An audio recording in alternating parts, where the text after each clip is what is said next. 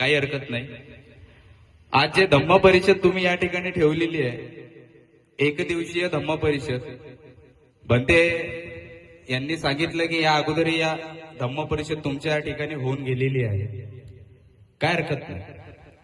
धम्म परिषदा घ्या, समाजात प्रोग्राम घ्या, कार्यक्रम मोठे मोठे करा, पण समाजामध्ये लाचारक्या कधी आणू नका. तुमची एकता दाखवा, तरच तुम्ही आंबेडकरांची औलाद मानल्या जाता.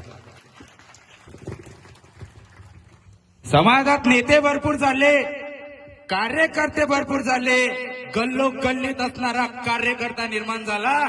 त्याचा उद्देश जरी आंबेडकर चळवळ असेल, परंतु त्याचा अंदरोनिक मात्र डाव एकच असेल की मी माझ्या समाजासाठी कार्य तर करतो, पण मी मेल्यानंतर मला माहिती पब्लिक किती हे फक्त त्याला दाखवायचं असते, दुसरं काही नाही. हे समजलं पाहिजे समाजातल्या प्रत्येक कार्यकर्त्यांना, इथं असणाऱ्या प्रत्येक युवा वर्गांना. अरे आज आपल्याला बाबासाहेब आंबेडकरांनी किती वर्ष झाले धर्मांतर देऊन नाना प्रकारच्या संघटना, नाना प्रकारचे कार्यकर्ते, नाना प्रकारचे नेते या समाजातून गेले, परंतु एकही मायचा लालसा या ठिकाणी खंबीरपणे तयार झालेला नाही. जो आज अस्तित्वाची जी लढाई आहे, आज जो बुद्ध धम्माचा वारसा आहे, तो सच्चा इमानदारीनं चालवत असेल, तो फक्त चालवण्याचं कार्य कोण करत असेल, तर तो फक्त एकमेव भिक्खू संघ आहे, दुसरा कोणीही नाही.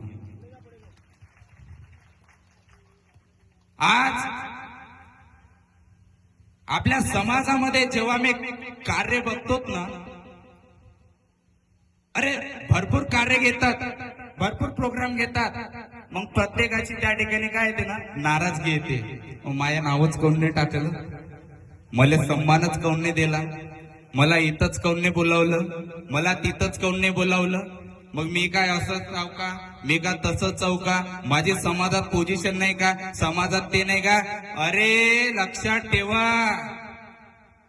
आपण काही बाबासाहेबा एवढे महान कोणते संघर्ष नायक होऊन नाही गेलो, किंवा बुद्धासारखे मोठे महात्मा होऊन नाही गेलो.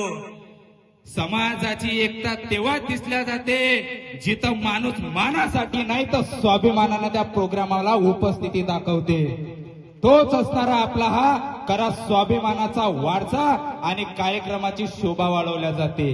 यानंतर कधी सुद्धा एल्गार जरी कोणी पुकारला आणि यानंतर कधी सुद्धा कुठे असणार ललकार जरी कोणी दिली, आणि धम्म परिषद असो, चाहे आंबेडकर मिशनचा कुठलाही प्रोग्राम असो, संघटना कोणाची आहे बघू नका, कार्यक्रम कोण्या कार्यकर्त्याचा आहे बघू नका, फक्त मनात एकच उद्देश ठेवा, बुलावा थेट बाबासाहेब आंबेडकरांच्या नावाखाली आलेला आहे आणि आपण त्याचे सैनिक आहोत. जाणं गरजेचं आहे, म्हणजे गरजेचं आहे.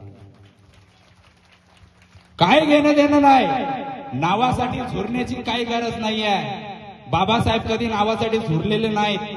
आपण समाजातले लोक आपण बाबासाहेबांचे अनुयायी आहोत, त्यांच्या पायाच्या चप्पलची सुद्धा बरोबरी करू आपण शकत नाही. आणि आज आपले बरे काही लोक आहेत ज्यात 12 बापाचा अंगारा लावून राहिले आहे ना. एखाद्या भंतेची आपल्या इथं आले, त्यांना हे समजत नाही की भंतीला वंदन कसं करावं, त्यांच्या भंतीला धम्मदान कसं करावं. बरं काही हरकत नाही, मान्य करतो तुम्ही अज्ञानात, काही कालांतरानंतर तुम्हाला समाज येईल, पण एवढे तुम्ही अज्ञानात का हो का तुम्हाला बाबासाहेब आंबेडकरांचं मिशन माहित नाही.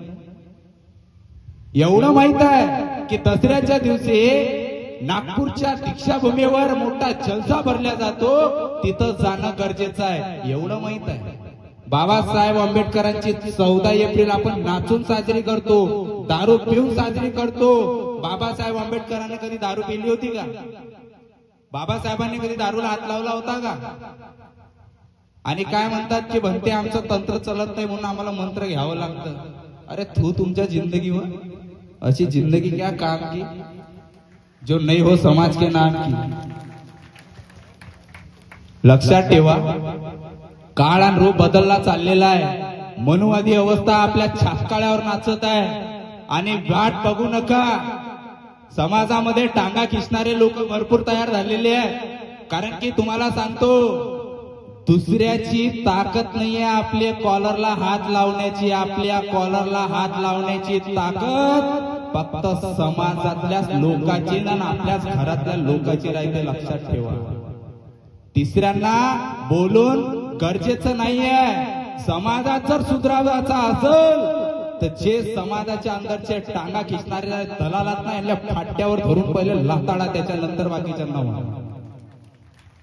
तिसऱ्याची ताकद नाही आपले कॉलर पकडायची. आपले कॉलर जर कोणी पकडत असेल तो एक तर समाजातलाच राहील, नाही तर आपल्याच घरातला राहील. तिसऱ्याची ताकद नाहीये. आणि आज तसंच झालेलं आहे. बौद्धगया महामुक्ती आंदोलन या ठिकाणी मोठ्या प्रमाणात चालू आहे.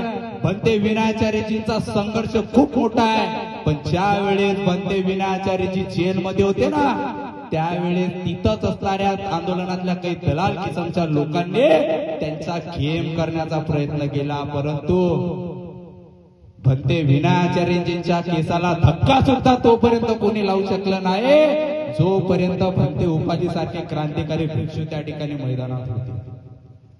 आणि या ठिकाणी लक्षात ठेवा, आज अंधविश्वासाच्या मागे जाऊ नका. जे म्हणतात तुम्ही आपल्या घरात असं झालं तसं झालं, घरात दुःख आल्या, बिमारी आल्या, या बाबाजवळ जाऊ द्या, त्या बाबाजवळ जाऊ द्या. कोणाची एवढी ताकद नाहीये आपल्याला करणी करायची, कारण की आपणच लय मोठे करणार. ठेवा, लक्षात ठेवा. कोणाची ताकद नाहीये, कोणी करणी नाही करत.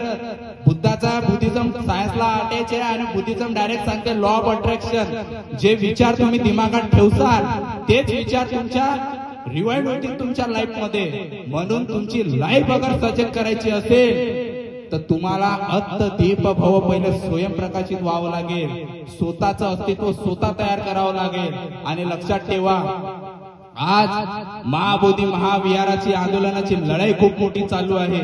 या ठिकाणी आमचे इतिहास आहेत जुने पुराणे, जे या लोकांनी चोरले आणि हेच लोक आपल्या छातकाळावर बसून आपल्याला